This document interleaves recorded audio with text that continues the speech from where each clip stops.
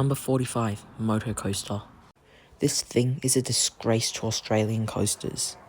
It looks shit, the theming is shit, the queue is shit, the station, it does the job, the trains look fine, the operations and restraints are absolutely god-awful, and the whole ride is just slow, forceless and pointless. Not good. You ride it once and you're done. Dreamworld has much better stuff. Number 44, Big Red Boat. What did you expect? It's a short kids-powered coaster plopped onto some concrete. I will say though, I like the look of the trains and the entrance sign. Number 43, Bar Express. This thing is the smallest, slowest, and most forceless coaster I've ever ridden, but the theming is cute, which is why it isn't dead last. Number 42, Speedy Beetle. Again, it's slow and forceless, but the lighting package looks amazing at night. The trains are cute and it's a pretty long coaster. It does like 8 laps or something. Also, the vehicles do spin. Number 41, Little Nipper. It's a short ride that also looks like shit, but the downwards helix has some decent laterals to it, so yeah, that's why it's here. Number 40, SpongeBob Boat and School Blast. The trains are a tight squeeze, but I love the presentation of this kiddie coaster, and also it's pretty long for this type of ride. Number 39, Poseidon. How did this end up this slow? Probably a me problem. You see, I wasn't stable at all, so the ride was like painfully slamming me and my little brother into each other and to the sides of the train. Like literally, during a lot of the ride, my back was like facing my little brother. That's how bad it was. I placed Poseidon here because 1, the theming is amazing, and 2, the side slamming is kinda hilarious. Number 38, Kenny's Forest Flyer. This ride would be lower for a lot of people, but when I rode it I was tiny, so those restraints weren't digging into my shoulders, and the most I got was a tiny bit of headbanging, but it was fine. I thought this ride pulled some decent forces for what it's trying to do, so I liked it. Number 37, Schweizer Bobbahn, or however you pronounce it. The way the trough is made makes it so the train vibrates at a high frequency, which gives me a headache. This is why it doesn't place higher. However, the ride has some very charming Swiss theming, and it also pulls some decent forces. Same here, I just put it higher because it offers some stunning views of Tatis.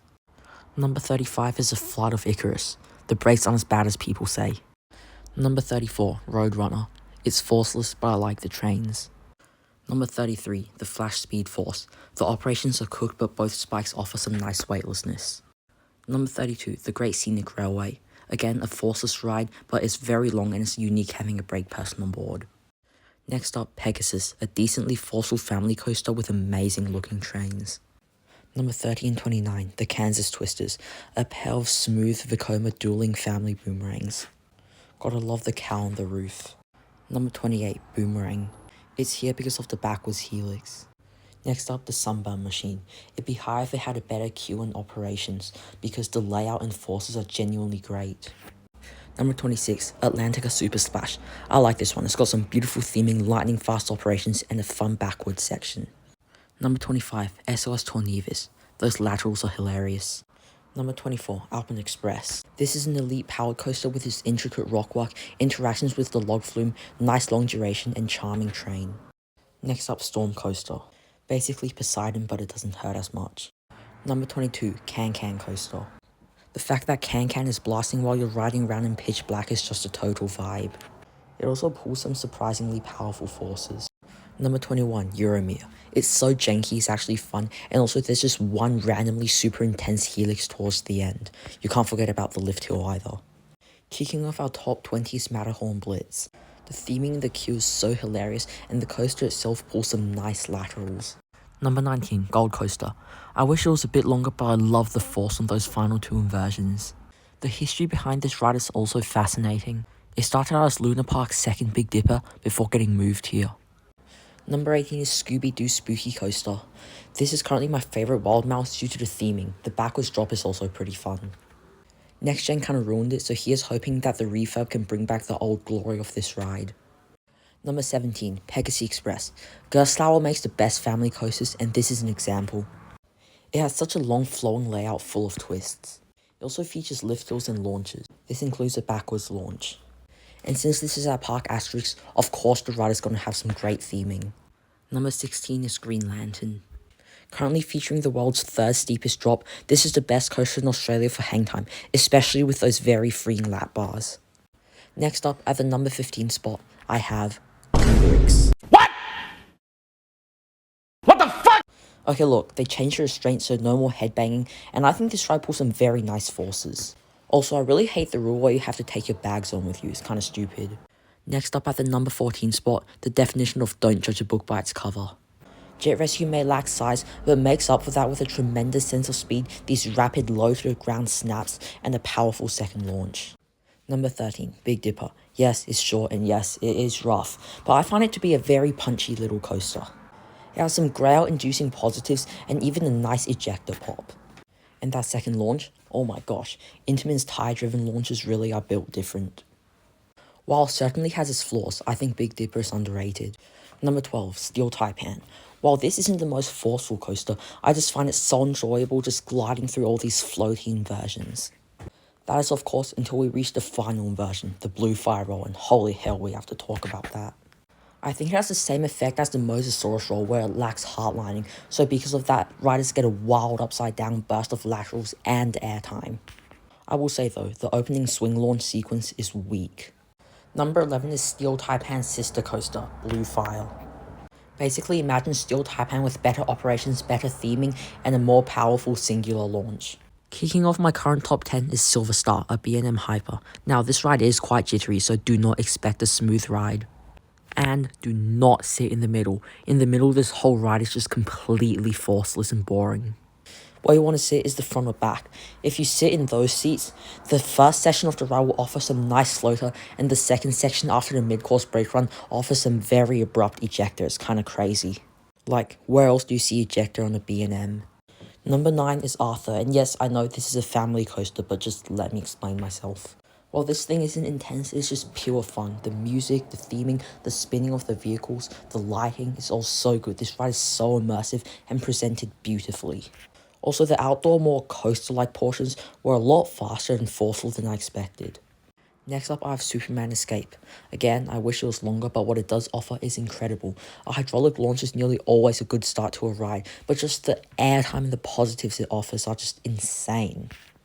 I do think that some people overrate the forces slightly though. I also like the dark ride section before the launch as it extends the ride time. At number 7 is Tenertu Zeus, and this thing is intense. It is so rough, like it bounces on the hills, that train. But that's what I love about it. That roughness adds so much chaos to the ride, and that's why it earns itself a top 10 spot. It's just so chaotic. It's not high because the airtime isn't the best, and also there are a few moments that are genuinely a bit painful. Also, the pacing does fizzle out a bit towards the end. At number 6, I have Woden Timber Coaster. Let me just start by saying this is way smoother than Tenertu Zeus. And unlike Tenertu Zeus, this one has an emphasis on laterals. There are so many moments on this ride when you start to float out of your seat and then get absolutely slammed into the side. At number 5, I have French Montu. This is an intense B&M invert when running well. I absolutely adore that drop. If you're in the back, you get absolutely yanked down, resulting in some airtime. There are also multiple other airtime moments on this ride, including one where you dive underground. And of course, it's park asterisk, the theming is going to be elite. If I had one complaint, it would be that I wish the rolls were faster. Right now, they're all very floaty, but I think I would prefer if they had that old school B&M snap to them, like on Montu or Raptor. And now at number 4, what is right now my favourite Woody, Leviathan. I find that this coaster combines the best parts of Tenertu Zeus and Woden. It's got the sustained floater and signature gravity group rattle of Tenertu Zeus. Then it also has the brilliant pacing, intricate theming, and amazing laterals of Woden. The result? A long, chaotic, brilliantly paced Woody, chock full of airtime with some laterals thrown in. It is such an aggressive and intense coaster, and is definitely the best ride at SeaWorld, unless, you know, you're gaming with Nicholas. Kicking off my top 3 is the undisputed king of coasters in Australia, and the ride that first got me into coasters. This is DC Rivals, the tallest, longest, and fastest operating roller coaster in Australia. This hypercoaster is filled to the brim with extreme ejector airtime. Those final 3 bunny hills offer the strongest moments of airtime in all of Australia. You also have hardcore whip on the first drop and the non-inverting loop. This whip extends into the low to the ground middle section. On that note, let's talk about this ride's pacing, because it's something that gets trashed on a lot, And to be honest, I don't think it's as bad as some people say. Like, the middle section is always talked about as being dead, like ruining this ride's pacing, and I don't really agree with it. The middle section, sure, doesn't have the sustained extreme ejector airtime of the opening and finale, but it's still forceful, just not in the airtime department. It's got positives and whip, just like on Jet Rescue. I actually like this section, as I think it gives DC Rivals some variety. Sure, it would have been fine if it was just ejector airtime the whole time, but I think that this section gives riders something new to experience, the low to the ground whip and positives. I really enjoy that. So yes, I can sort of see where these haters are coming from. The middle section doesn't have the same quality of airtime as the opening and end, but I don't really agree with them at all. And now I'm just going to quickly talk about the backwards experience, because oh my god. I had the layout of DC Rivals memorized, so I kind of knew when elements were going to hit, but I know a lot of people don't, and I imagine that for them, this backwards experience would have been terrifying. That first drop backwards even gave me a good scare, just getting yanked down so fast, getting all that airtime and whip while facing in reverse. Damn, that's terrifying. I gotta move on now, but DC Rivals is Australia's best coaster. Just like how Rivals is Australia's best coaster, Two Tatis is France's best coaster. I hope I'm pronouncing that correctly. Honestly, this and Rivals are extremely close. When I first rode Two Tatis, I gave the edge to Rivals, but as Two Tatis started warming up, it just started tearing through that layout so fast. Another thing that made me rank Two Tatis higher than Rivals is theming. Where Rivals lacks in theming, Two Tatis is full of it, with statues, lights, and more. The forces on this thing were also stronger than I expected. Like, I knew the airtime was going to be good, but it was the whip that really surprised me. Overall, Two Tatis blew past my expectations and is the best coaster in France. Now we've finally arrived at number 1, my favourite coaster in the world, and honestly picking a coaster for this spot really wasn't that hard. It won the Golden Ticket Award for Best New Coaster of 2024. You might know it. Its name is Voltron Nevera. Seriously, I only have one word to describe this masterpiece: perfection. First, the theming. Not only does this ride's theming tell a story, it's also innovative, and the best example of this are the Tesla coils on the roof, which play the ride's theme song. Next, the operations, and this ride has 36-second dispatches with 7 trains. Hello? The theming continues as the bounce track rises up, vibrates, and lifts up and down, representing you getting charged up with electricity for this experiment. Now we get to the actual coaster, and god damn, it is intense! The positives, the airtime, the laterals, they all hit like a truck. And the best part, they all happen in such rapid fire succession.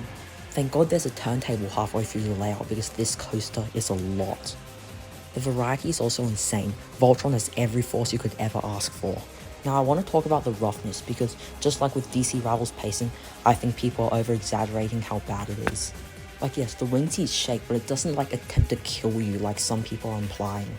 If anything, it amplifies the intensity and chaos of the ride for me. Feel free to roast me about that opinion, because I've already taken the beat. Anyways, in my opinion, Voltron is perfection. End of video.